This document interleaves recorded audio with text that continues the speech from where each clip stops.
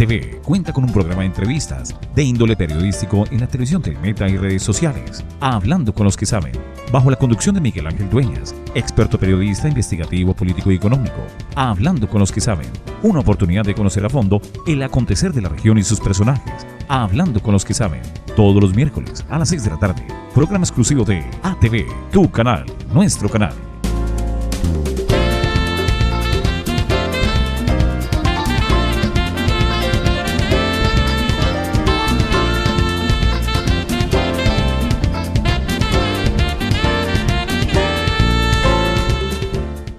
Muy buenas noches, estamos hablando con los que saben hoy con ganas de desarrollar un programa especial sobre algo de lo que se habla todos los días y a toda hora en los medios de comunicación, en las esquinas, en las campañas, etcétera, etcétera, las campañas de gobierno, todo, siempre se menciona una palabra nueva: posconflicto. Pues quisimos invitar a dos personas que van a tener que ver muy de cerca con el posconflicto. Se encuentra a mi lado el señor procurador José Bolívar Matos Herrera. Él es el procurador 278 en lo judicial y 1 penal. Y a mi otro lado se encuentra el doctor Gustavo López, defensor de derechos humanos y gestor de paz. ¿Por qué quisimos invitarlos? Porque se está hablando de paz, se está hablando de posconflicto, pero no tenemos muchas veces claridad ni siquiera en la razón de ser del término. Entonces quiero que arranquemos por comentarle un poquito a la gente y explicarle cómo es el asunto del posconflicto. Bueno, Miguel, pues primeramente sea la oportunidad para dirigirme a la comunidad de Lariari y de Granada, darle las gracias a usted y al personal de TV Ariari por querer ilustrar a todos los que en esta región residen sobre temas como este. En mi condición de procurador tenemos una labor preventiva. Esa labor preventiva pues pretende que nosotros creamos condiciones porque un proceso como el posconflicto va a tener que ver con la vida de los habitantes en lo penal, es decir, la criminalidad, lo administrativo, es decir, los funcionarios del orden municipal, del orden departamental, del orden nacional, cómo implementarían esas políticas acerca de que, dado que ya se conoce que una de las regiones que en la mesa de La Habana se tiene pendiente escoger es la zona de la Macarena, que comprendería o tendría una incidencia notoria en todo el área del Lariari. Y la seguridad, indiscutiblemente, las autoridades de policía, el ejército y todos tienen que salvaguardar los derechos de todos los que acá residimos, y esta es una nueva escena de la vida nacional, porque luego de que el gobierno reconociera que estábamos en una situación de conflicto interno, pues inició unos procesos en La Habana, y es allí que luego de que se apruebe el tratado, los acuerdos, y que mediante el sistema que el gobierno escoja para ratificarlo el pueblo colombiano, es decir, todos los ciudadanos en las urnas, pues se van a implementar unas políticas públicas que el acuerdo contenga. Eso es el posconflicto. Hablamos de posconflicto, pero hasta hace algunos años ni siquiera se reconocía que había conflicto. Doctor Gustavo López, ese cambio de actitud del gobierno, ¿a qué se debió y qué beneficios trae finalmente para la población en general? Bueno, pues trataríamos especialmente 2 puntos específicos: la entrada a la vigencia de la Corte Penal Internacional a partir de noviembre del 2010, cuando se estaba hablando precisamente de la falencia, precisamente del reconocimiento del conflicto armado debido a los falsos positivos que para aquella época, pues para nadie es un secreto, abundaban en el territorio nacional, y aparte pues la transición de un gobierno a otro que siempre negó el conflicto armado, y otro gobierno que dijo que realmente Colombia vivía un conflicto armado interno. Ese reconocimiento inmediatamente dio para que todas las entidades internacionales volcaran sus ojos sobre Colombia y se iniciaran procesos tan maravillosos para el territorio colombiano como por ejemplo la ley de víctimas, que también se debe a este gobierno, y a ese reconocimiento, si hay víctimas, pues obviamente tendría que avanzarse. El artículo 22 de la Constitución Política Nacional de Colombia es que es la norma de normas, habla del derecho a la paz. O sea, estamos hablando del derecho a la paz que tenemos todos los colombianos, y se empezó precisamente por eso, por la entrada de vigencia de la Corte Penal Internacional, la ley de víctimas y el reconocimiento por el Estado colombiano que vivíamos en medio de un conflicto. Hemos estado escuchando durante muchísimo tiempo, digamos, el interés de la gente de hablar de posconflicto, que va a llegar platica, todo el mundo entusiasmado con, no, es que como viene lo del posconflicto va a haber plata, va a haber dinero para muchísimas cosas. ¿Qué tan conscientes están los administradores locales, los alcaldes, los concejales, los asambleístas o diputados y los gobernadores cuando se habla de posconflicto y de un plan de posconflicto? Bueno, Miguel, realmente en 5 años que llevo estar en la región, este tema creo que ahora sí se les impone la obligación a ellos como autoridad local de estructurarse bien en esa temática, porque en el Ariari son 15 alcaldes. Yo recuerdo que cuando en el año 2012, recién posesionado, tuvimos un consejo de seguridad en el batallón 21 Vargas con presencia del doctor Alan Jara. Asistieron no todos, pero allí tuve la oportunidad de exhortarlos a trabajar con la transparencia, a trabajar con el empeño, porque debe ser un propósito de los nuevos alcaldes que se van a posesionar el 1 de enero del 2016, en pensar en que ese no es el último cargo que van a ocupar.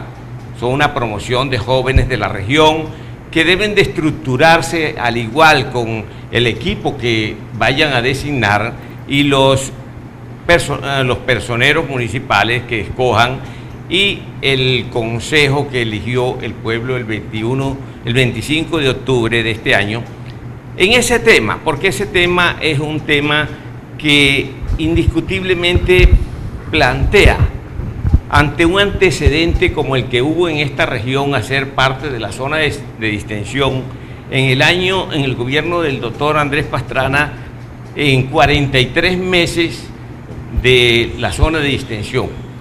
En ese lazo de 1996 al 2000, en esta región, 43 meses hubo un dominio, se fraguaba el propósito de un acuerdo del cual no se dio, y eso en estas condiciones ya son diferentes.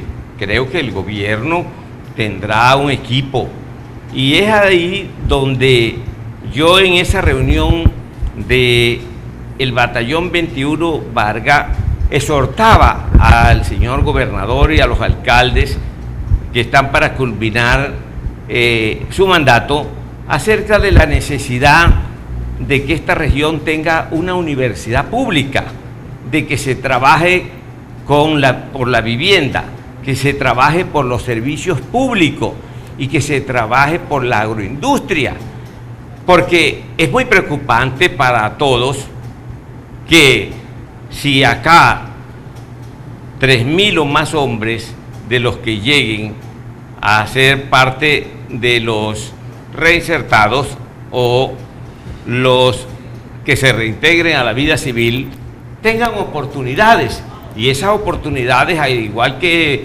ellos, con mucha más razón los que residen aquí y en esta región, como muchas regiones del país, son regiones olvidadas en cierta manera, y yo he dicho que el Meta y esta región, por sus yacimientos petrolíferos, es una novia bonita, donde se le mandan canciones, donde se le mandan flores, y al Meta el gobierno nacional es poco lo que hasta ahora vemos.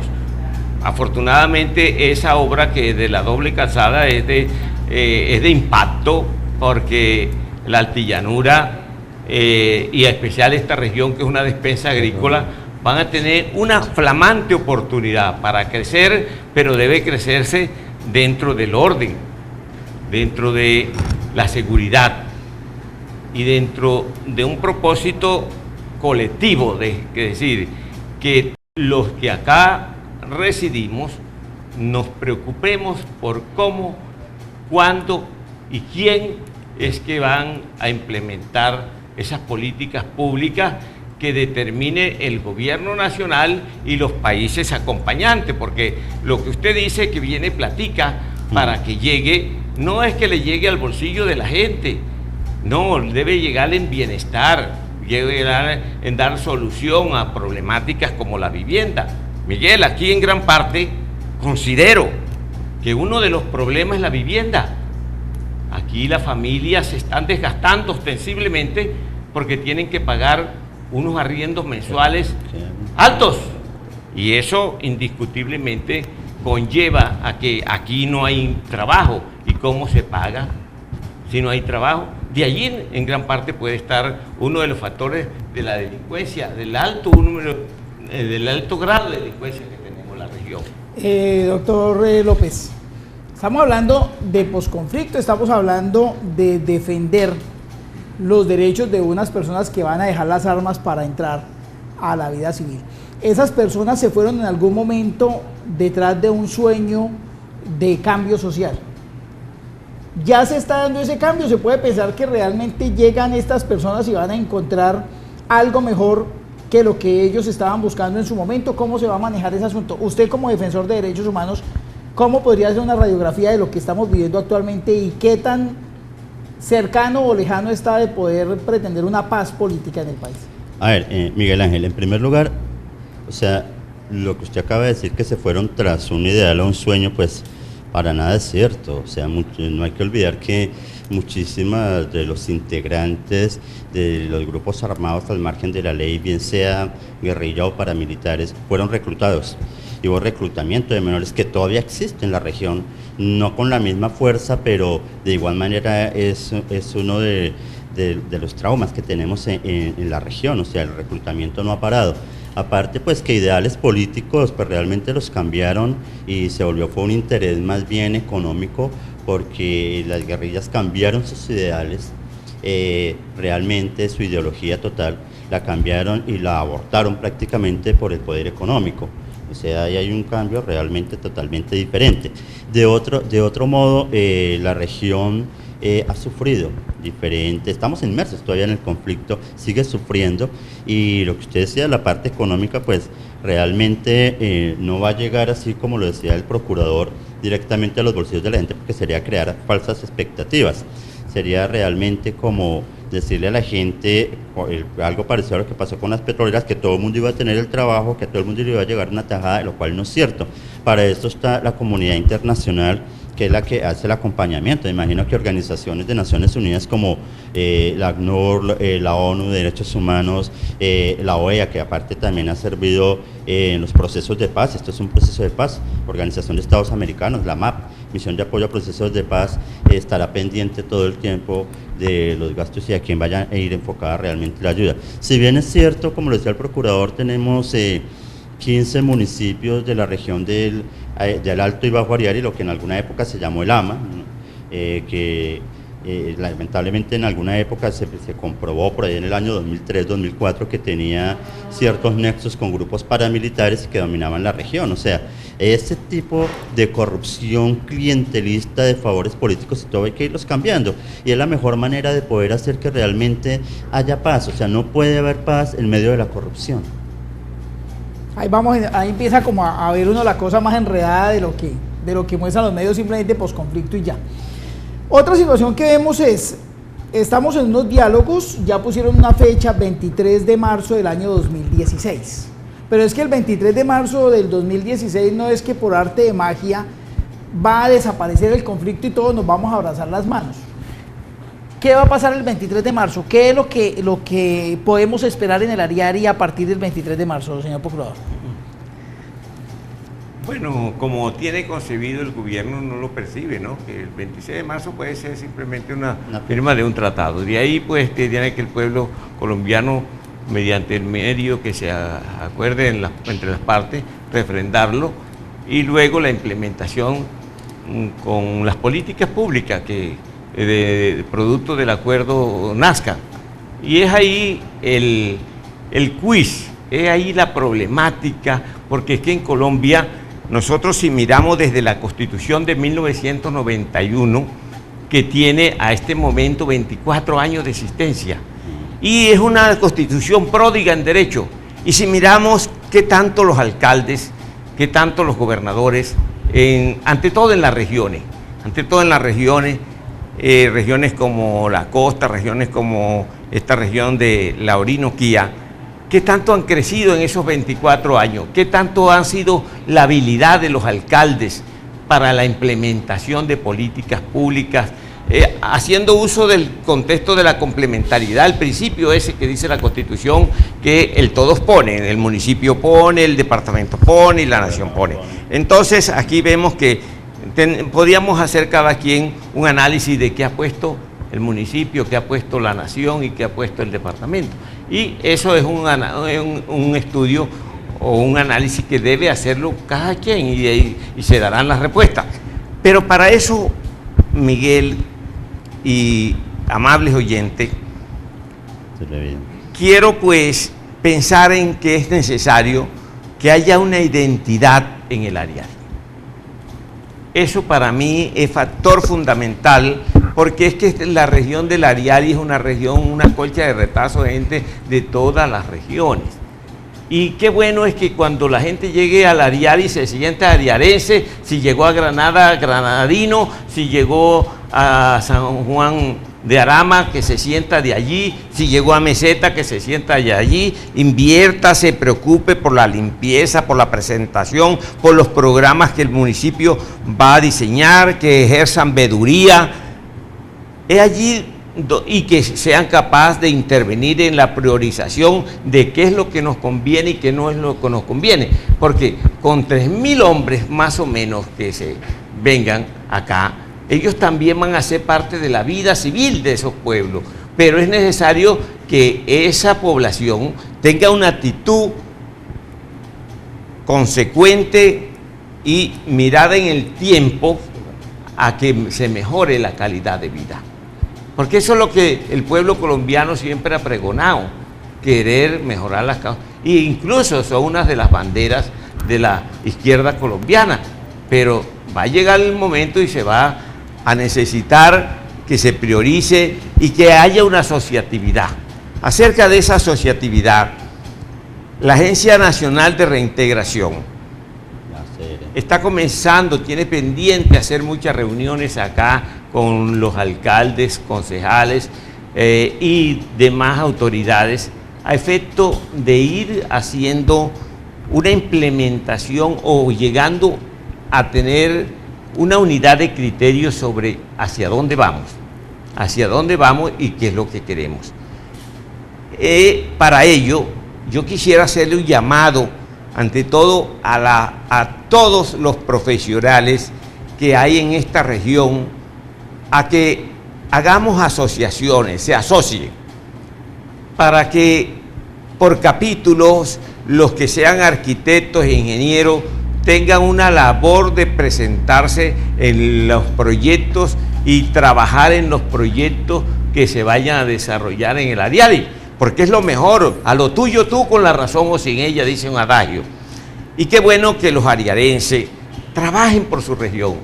Hay muchos profesionales que de pronto se han ido de la región, pero tienen una oportunidad de volver, y los que acá están, qué bueno que mediante ese tipo asociativo puedan jalonar recursos, porque los países acompañantes y las ONG acompañantes hay que presentarles proyectos. La plata no va a venir así por así. Yo recuerdo una enseñanza que me dejó el doctor Alejo Vargas Ramírez, que fue mi profesor cuando me especialicé en administración pública, que decía que las políticas públicas se parecen a un juego donde meten 3 jugadores en un globo y a cada uno le dan una bolsa y ponen a 100 globitos en ebullición. ¿Quién gana? El que tenga más habilidad de coger globo y echar en su bolsa. Así son las políticas públicas. El gobierno va a diseñar políticas públicas, pero si en cada uno de estos municipios las asociaciones de profesionales y la estructura misma de la administración no presenta los proyectos con las formalidades que se exigen, pues indiscutiblemente va a ser un talón de Aquiles. Claro que sí. Bueno, vamos a hacer un pequeño corte y continuamos hablando con los que saben. Hoy, aprovechando la presencia del señor procurador José Bolívar Matos y el doctor Gustavo López, defensor de derechos humanos.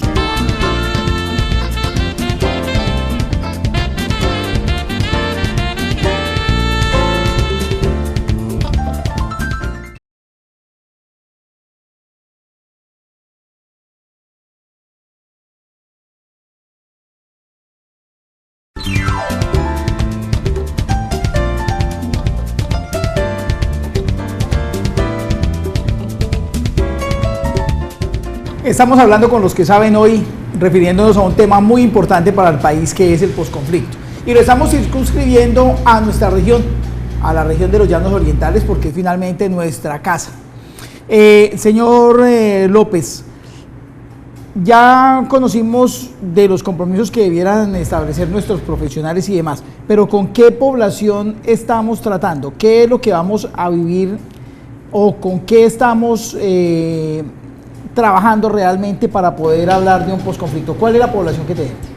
Pues la población que recibe el posconflicto, pues si miramos la retrospectiva, pues realmente muy poco ha cambiado. Definitivamente seguimos teniendo cualquier cantidad de vulneración a los derechos humanos constante, permanente, por parte de no solamente los grupos al margen de la ley, sino también por parte de las mismas entidades del Estado. El hecho es que han incrementado, por ejemplo, la cantidad de abusos de autoridad en la región. Tenemos altos índices de violencia intrafamiliar, tenemos ahora daños ecológicos gravísimos debido a la explotación minera, no solamente por las empresas petroleras, sino también mirar las empresas que explotan el material de río. Aparte de eso, que los reclutamientos forzosos siguen existiendo. Tenemos campos minados. Para nadie es un secreto que, por ejemplo, municipios como Vistahermosa es uno de los municipios más minados en todo el territorio nacional. Y nos encontramos también con que todavía existen enfrentamientos de las bandas criminales por la posesión del territorio, aunque últimamente pues se han dado unos golpes muy certeros a este tipo de estructuras, pero en la región contamos con 5 tipos de bandas criminales. Para mencionarlas, pues Bloque Meta, Bloque Libertadores del Bichada, los Rastrojos, los Urabeños y los Rudos. Esa es la presencia que tenemos en este momento, con la cual pues recibiríamos algo que pudiese llamarse posconflicto. Luego, un cese bilateral del fuego sería casi que imposible porque tenemos otros actores. Pues la verdad es que el gobierno tendría que implementar una política pública basada realmente en hechos reales y en garantía de no repetición, que es lo que más nos interesa, que se garantice que esta situación no va a repetirse con la población civil, que al fin y al cabo es la que queda en medio del fuego cruzado. De igual manera también se teme que haya una retoma por los territorios que abandonarían las FARC por parte de los grupos o bandas criminales o grupos paramilitares disidentes. Mencionó el señor procurador el tema de la educación como pilar para la formación de una nueva sociedad, una nueva cultura, y habló de la universidad concretamente. ¿Hacia qué áreas tendríamos que formar a nuestros habitantes de la región para que podamos avanzar rápidamente hacia ese nuevo estado de paz? Bueno, en lo que conozco de los propósitos de la Universidad del Llano Seccional Granada, sería más que todo con programas dirigidos hacia el agro, pero yo creo que es necesario que se piense también en qué tenemos y cómo debe servirle a la juventud, porque es que Granada, por ejemplo, en mi concesión yo he sido docente universitario tiene un hospital. Aquí es posible que las carreras paramédicas, porque hay un grupo importante de médicos y además de Villavicencio, y estamos ahora que haya la doble calzada, es posible para muchos docentes que no los haya por acá, traerlos para carreras como en la vida del sector salud, como la bacteriología, como la enfermería superior, porque es que, Miguel, no podemos pensar en que la gente de la región del Ariari, la juventud se va a quedar produciendo yuca, plátano, fruta. No, el recurso humano es decisivo para el desarrollo de la región y tenemos que formar recurso humano en lo posible en las áreas que sean afines, la economía, pues, carreras como economía, carreras como administración de empresas. Algunas universidades no presenciales las vienen desarrollando acá, pero de pronto semipresencial, que no motiva mucho al joven. Acá he tenido la oportunidad de ser docente de la CUM y docente de la Remington, y veo que el estudiante quiere sentirse en una universidad, quiere sentirse en un mundo donde sus expectativas futuras se le colme por parte del gobierno con carreras que le vayan a permitir que, si no encuentran trabajo en la región, salgan a las demás regiones del país a buscarlo. Pero lo más triste, que siempre he creído que esta región le está pasando, es que su juventud se esté dañando, porque aquí en la región del Ariari salen, presumo que unos 2.500 o más estudiantes cada año. En este momento, ¿cuántos padres, cuántos jóvenes están pensando qué voy a hacer? El SENA les ofrece unos programas, sí, las carreras tecnológicas son buenas porque le permiten tener un empleo pronto y luego profesionalizarse, pero la Universidad del Llano, ojalá que el estudio que se haga de la región del Ariari, y que incluso yo propondría que esa universidad desde ya vaya pensando en lo que se llamaría un corredor universitario, que los alcaldes de la región del Ariari piensen en comprar, en hacer un pool de 5 o 8 buses para que hagan recorrido en los municipios más cercanos, como San Juan de Arama, Fuente de Oro, Lejanía, y ¿por qué otros no? Porque aquí las distancias no son tan grandes, para que el joven, y unos horarios especiales que le permitan al joven no salir de su entorno, sino que, por ejemplo, yo recuerdo una experiencia que tuvimos en Aguachica cuando yo era docente allá, que municipios que estaban a hora y media, los jóvenes se recogían los días jueves, lunes, martes, miércoles y jueves. Tenían clases presenciales. Lo que era sábado y domingo ya estaban en su zona porque les permitían. Además, es bueno que la región, que desde ya la Universidad del Llano se vaya comprometiendo con este posconflicto y acelere esa universidad, porque dos cosas para mí son primordiales para que no nos vaya a golpear esa presencia de tantas personas que se acojan a esa reintegración: la educación y la vivienda. ¿Dónde están las viviendas? Los servicios públicos también, porque yo considero que estos pueblos, estos municipios, esta cabecera municipal no se han proyectado a aprovechar las políticas públicas que en otras regiones, con excelentes resultados de construir 700, 1000, 2000 unidades de vivienda. Y aquí y otra cosa, que sean unas viviendas dignas, porque en este momento el llano tiene mucha tierra y las políticas públicas se deben direccionar desde la necesidad. Aquí lotes de 6x12, lotes de 7x12, eso es para mí indigno para una familia, porque el joven que se levanta allí en ese medio no tiene ni siquiera cómo recrearse, cómo gastar su energía en un patio donde haya un jardín, donde haya una mata, donde haya una gallina. Nosotros tenemos que hacer, y eso exhorto a los señores alcaldes y a los que vayan a ocupar cargos de planeación en los distintos municipios, en que sean categóricos en contextualizarse. El llano tiene mucha tierra. Es muy triste que a la gente se le esté poniendo a vivir en unas condiciones precarias, porque hay hacinamiento en las casas, hay hacinamiento porque el pobre no tiene para construir 2 pisos, ni 3 pisos, y entonces, pero sí tiene para construir en un lote por lo menos de 10 por 20 varias piezas en una sola planta. Claro que sí. Don Gustavo hace un momento habló de la corrupción. Escuchando en las noticias uno ve que la Cámara de Comercio tiene unos observatorios especiales. La Cámara de Comercio de Bogotá tiene unos observatorios, tiene un seguimiento permanente al tema del transporte, al tema del empleo, de la construcción y demás. La Cámara de Comercio de Villavicencio brilla por su ausencia. Se habla de algunas capacitaciones y demás. ¿Podría en determinado momento ser ella quien ayudara a jalonar esa defensa de derechos humanos y de control de corrupción? Pues debería, porque pues todas las organizaciones del Estado tendrían que vigilar, pero cualquier ciudadano normal está en el ejercicio y en el derecho de hacer la veeduría como tal, como corresponde. Hay veedurías organizadas en todos los municipios a nivel departamental y a nivel nacional que están detrás precisamente de los recursos y evitar que eso se desvíe y que haya corrupción.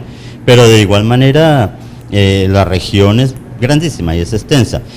No solamente es Granada, Lejanía, San Juan de Arama, no olvidemos San Martín, Cubarral, El Dorado, El Castillo, Fuente de Oro, Puerto Lleras, o sea, donde realmente han estado inmerso el conflicto. Y de igual manera, pues para hablar de posconflicto no basta con simple y sencillamente unirnos, sino tener obviamente unos proyectos precisos, algo como pasó en el tercer laboratorio de paz. El tercer laboratorio de paz dio los recursos para las personas que presentaban los proyectos y hubo un concurso para dar los recursos a estos proyectos que fueron ganadores. Y de igual manera yo creo que es el momento en que los alcaldes que acaban de ser electos, los personeros y los secretarios de planeación en los municipios pues empiecen a hablar en sus respectivos municipios y en sus planes internos sobre qué es lo que se va a hacer durante el posconflicto, que realmente pues no ha llegado la fecha, porque podríamos hablar de posconflicto pues el 24 de marzo, si el 23 de marzo podría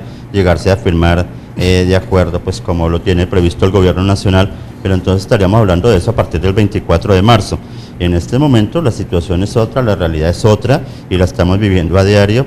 Hace menos de un mes ha habido asesinatos de menores de edad que fueron reclutados por el bloque Meta, otros que han sido reclutados por el bloque Libertadores del Bichada. Esa es la realidad que en este momento tenemos. Hasta el 22 de marzo tendremos esa realidad. El 23 de marzo, pues si se llegase a firmar la paz, que esperamos que así sea porque todos los colombianos lo queremos, pues a partir del 24 podríamos estar implementando esas políticas públicas para que el posconflicto pues realmente funcione de una manera adecuada. No olvidemos la desmovilización que se hizo en el 2006. La región la vivió y fue algo, un choque durísimo, a pesar que el Estado brindó unas garantías maravillosas a estas personas que se desmovilizaron, porque les dio estudio, les dio trabajo, les dio sueldo, a algunos les dio protección y de todo lo demás, pero se incrementaron los asesinatos, de igual manera se incrementaron los robos en la región. O sea, fue una época en la que se incrementó la delincuencia en todos los aspectos y lo más grave, se incrementaron los reclutamientos forzosos. Y suena extraño. Señor Procurador, uno encuentra que para la región hay muy pocos recursos en lo que tiene que ver con la defensa pública. Las personerías no tienen recursos como uno ve de pronto en Cundinamarca, que tienen sus vehículos, que tienen sus asistentes, que tienen su grupo de abogados y demás. Ahí tocaría meterle de pronto fuerte también, buscar que el Estado también fortalezca esto, el Ministerio Público. Bueno, Miguel, indiscutiblemente Granada y la región de la Guiari, el Ministerio Público sí amerita un reforzamiento, porque Fíjese que acá debería de haber un personero delegado en lo penal para que se atendiese los procesos que se ventilan en las fiscalías locales, en especial en los procesos de alimentos, porque es que en esta región hay mucho proceso de alimento que los dos fiscales que hay y los fiscales locales que hay en alguna parte no tienen un seguimiento, la ciudadanía no tiene un funcionario que le haga un seguimiento a la labor que van desarrollando los fiscales para que se le dé una solución a esa problemática que crece mucho. ¿Por qué? Porque son muchos los padres irresponsables que tienen un hijo, que tienen 2 hijos y que van en búsqueda de solución. Las comisarías de familia, la Procuraduría le ha hecho unos llamados vehementes a los alcaldes en Colombia para que esas unidades tengan una dinámica diferente. Y en cuanto al caso de lo penal, fíjese que este circuito, que son muchos municipios, que son del municipio de Granada, solamente contamos con un juez penal del circuito, con poco personal allí que le acompañen para dar respuesta a el clamor que hay de justicia. Entonces, ¿qué sucede?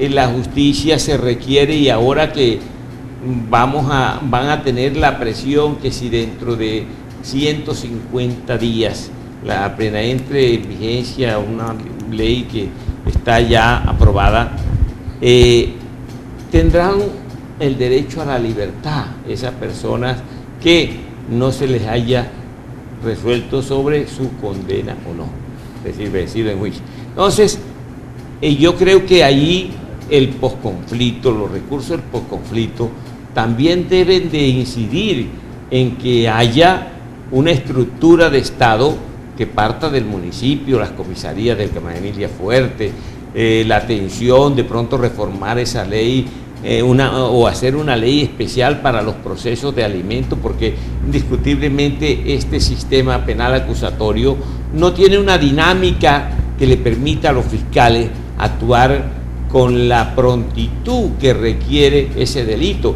Entonces estamos viendo cantidad de niños sin el aporte de unos recursos mensuales para que tengan unas mejores condiciones. Las pobres madres son las que tienen que atender con unos sueldos que en esta región no son muy altos, porque acá una persona que esté trabajando en un almacén, que esté trabajando en un restaurante, no tienen sueldos más allá del salario mínimo, muchos están por debajo. Entonces es allí donde hay que hacer un análisis de toda esa problemática para que lo que ande mal corregirlo y lo que en el tiempo se necesite proyectarlo de mejor manera, porque de lo contrario muchas más madres solteras, muchos más niños atendidos. Sí, nosotros últimamente en Colombia el Estado ha sido asistencialista con esas ayudas que se le da a las madres, pero no hay que hacer una conciencia de los padres y de las madres acerca de que si el joven no se forma en su base. A mí me da tristeza muchas veces cuando me han tenido que llamar a las 10, 11 de la noche por parte de la policía y encuentro para que establezca si la policía le ha violentado algún derecho humano a jóvenes entre edades entre 14, 18, 20 años fumando droga en cantidad. Y eso la madre muchas veces descuidan los hijos porque no tienen un apoyo paterno. Y es necesario que en esta región haya un mayor empoderamiento de la familia. Perfecto. Es necesario, Miguel, que el posconflicto también toque esos aspectos de la vida de cada familia. Claro que sí, vamos a hacer un cortecito y continuamos hablando de lo que sería el posconflicto en los llanos orientales.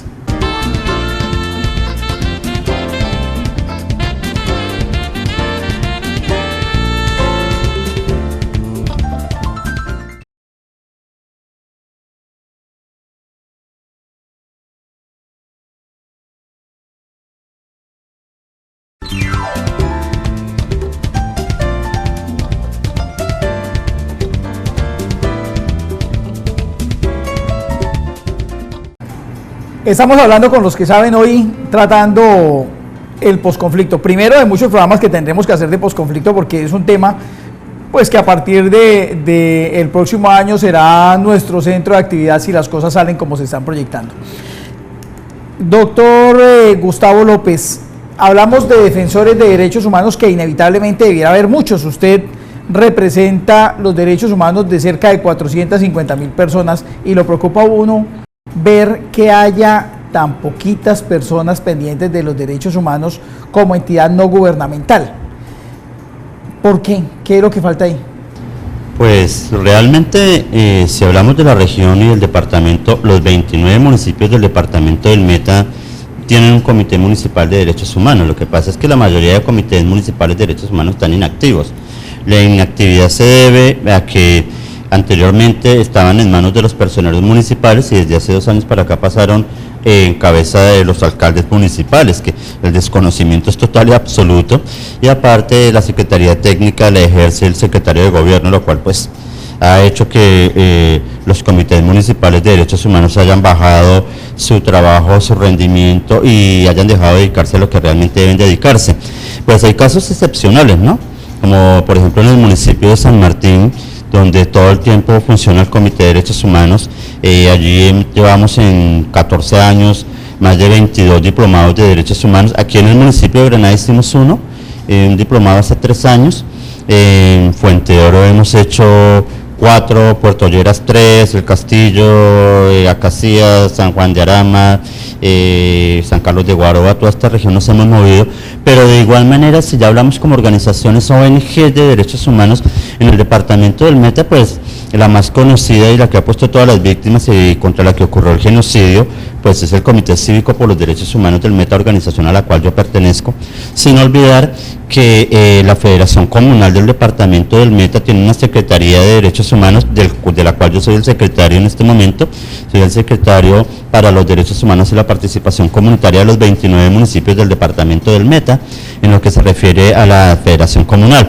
De igual manera, hay organizaciones que trabajan en pro de los derechos humanos, pero el trabajo es arriesgado. Definitivamente, como decía la revista Semana, algo que salió, Verdad Abierta, Ser más terrible que la muerte, donde habla precisamente del trabajo de la defensa de los derechos humanos en el departamento del Meta, igual que ayer, hoy, es terriblemente peligroso. Las garantías del Estado no las da, empezando porque nosotros tenemos un esquema de seguridad, pero porque hay una orden de la Corte Interamericana de Derechos Humanos, pero el Estado por sí ha evitado realmente que se protejan los defensores de derechos humanos, porque para nadie es un secreto que hay que ir casi en contra de todo y decir la verdad. O sea, hay corrupción, hay abuso de autoridad, no se están haciendo las cosas como se debieran hacer, esta limitación de funciones y toda esta cantidad de circunstancias en las que muchos funcionarios públicos incurren, pues hace que los defensores de derechos humanos pues definitivamente no seamos la monedita de oro para caerles bien a todo el mundo. Y de igual manera, sí se han hecho esfuerzos. Tenemos nosotros una red bastante grande de más de 750 promotores y difusores de derechos humanos en toda la región.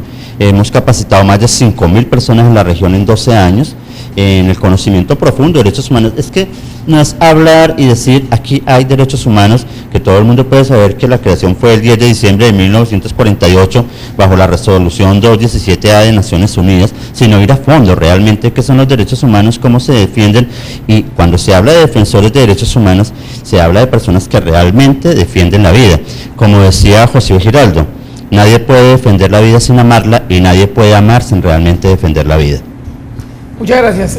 Señor Procurador, ¿cómo cambiamos entonces ese concepto? Vamos a la educación primaria, ¿de dónde arrancamos para poder generar un concepto en el que el posconflicto se vuelva realidad a partir del respeto a los derechos humanos, el respeto a la diferencia, el respeto a las normas? Sí, Miguel. El llamado que yo hice minutos antes en el sentido de la asociatividad de los profesionales. Yo creo que Granada tiene muchos profesionales del derecho y carreras afines, y la región del Ariari. Y una de las cosas, tal como lo plantea el señor Gustavo López, que para que haya un avance significativo en las políticas públicas, pues hay que tener el conocimiento de cuál es mi derecho, hasta dónde llega y dónde comienza el del otro. Porque la paz es eso, el respeto mutuo que haya en la sociedad. Hay que aprender a tener la convivencia desde el barrio, desde la vereda, el vecino, porque el vecino debe ser mi mejor amigo y no debe ser el que porque se estén tomando unos aguardientes llaneros que comiencen a las 7 de la noche y a la 1 de la mañana se encadena una pelea y termina habiendo un muerto. No, yo creo que esa cultura de convivencia también hay que afianzarla en la región y en el país, la cultura de derechos humanos. Es allí cuando digo que unas asociaciones de profesionales, para que en los colegios de primaria los docentes les hago ya desde ya un llamado, porque fíjese, Miguel, si bien es cierto que hoy en día se puede leer a través de internet los diarios del país o de cualquier parte del mundo, pero hasta dónde la gente está leyendo, los jóvenes, y hasta dónde los padres le están inculcando lectura sobre temas importantes. Parece que el tiempo no lo están aprovechando en temas esenciales como la convivencia, como el comportamiento que se debe tener cuando se hablaba de urbanidad, de civismo. El civismo, un parque aquí, hay que fomentar el civismo, porque las juntas comunales que entren a que no sea todo el señor alcalde del municipio a darle el embellecimiento, porque es allí donde los colegios de bachillerato deberían de los jóvenes y los docentes preocuparse por el embellecimiento de Granada, porque de lo contrario, y de los demás municipios, porque de lo contrario las expectativas de turismo, las expectativas de algunas actividades agroindustriales o simplemente de producir comida en la calle en unas condiciones antihigiénicas, el turista que llega no va a sentirse que hay en X o Y pueblo unas condiciones. Es allí donde esa lectura debe ser muy obligatoria. Los padres de familia aquí en Granada no se están vendiendo. El diario El Tiempo vienen aproximadamente 80 ejemplares y no se están vendiendo aproximadamente unos 40, 45 ejemplares. Eso indica o que la gente está leyendo mucho a través del internet, o que debería haber una cultura en los colegios para los padres de familia, las asociaciones de padres de familia, en las bibliotecas, se visite y se lea.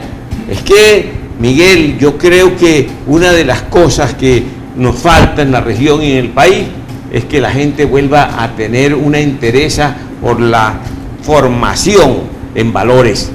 Si no hay una formación en valores, la gente no va a ser participativa, y una de las esencias de una democracia es que se formen ciudadanos con valores, pero es el menester, es una tarea de los alcaldes que comienzan y del año lectivo 2016, que ojalá la dinámica en los colegios. Yo exhorto muy respetuosamente a los rectores que esa cultura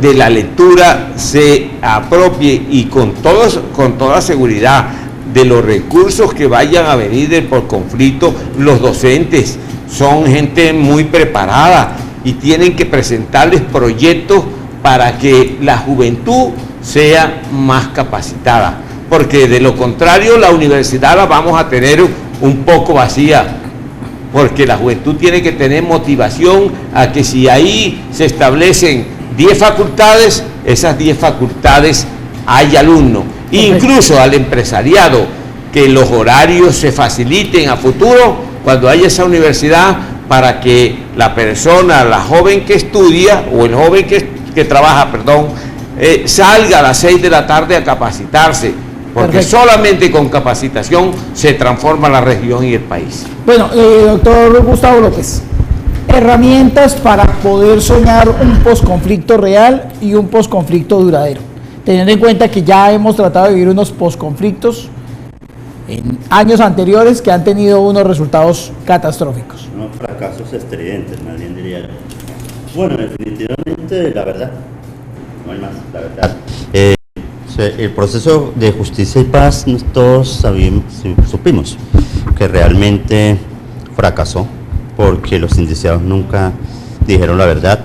Entregaron fosas comunes donde había un muerto. No entregaron las fosas donde tenían 40, 50 cadáveres, 150, ni contaron la historia de toda la gente que tiraron a los ríos, que devisceraron, que le sacaron las vísceras, que llenaron de piedras y tiraron a los fondos de los ríos. Esa es una verdad que el Estado colombiano y las víctimas siguen esperando que realmente aparezca. Cuando se dice la verdad, pues definitivamente es como el enemigo de todos, ¿no? Pero hay que luchar siempre por esa verdad. De otra manera, no callar. Yo creo que el silencio es cómplice de todo lo que pasa en el territorio y en la región. Hay una herramienta bien importante que está hablando ahorita el procurador, ya que habla de la educación, y es que la ley 1620 de 2013 ya trae de por sí la obligatoriedad, que es la misma ley antimatoneo o antibullying, trae de por sí la obligatoriedad que en las instituciones educativas se hable de derechos humanos como cátedra. Es la misma ley la que lo dice, la que la regula, la 1965 de septiembre del mismo año, de 2013.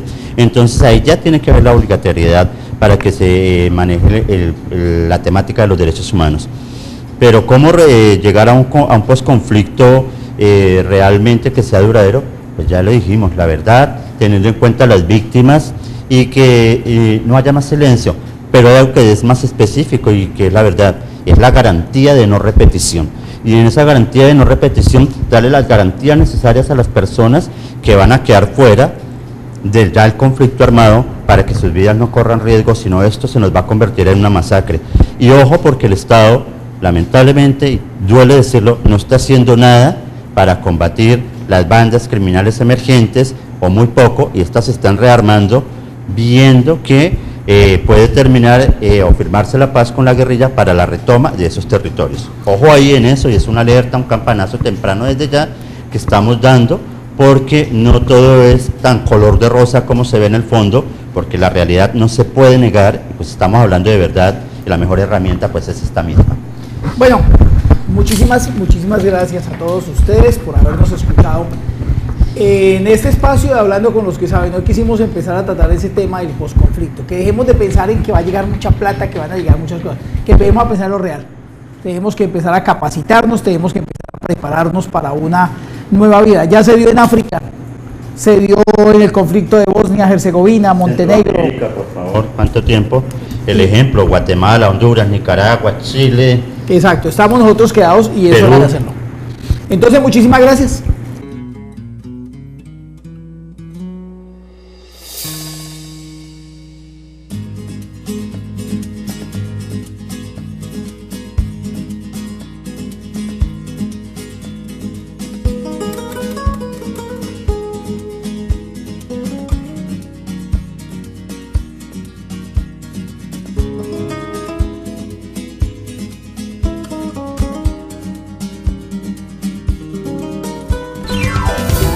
ATV cuenta con un programa de entrevistas de índole periodístico en la televisión Telmeta y redes sociales, Hablando con los que saben, bajo la conducción de Miguel Ángel Dueñas, experto periodista investigativo, político y económico.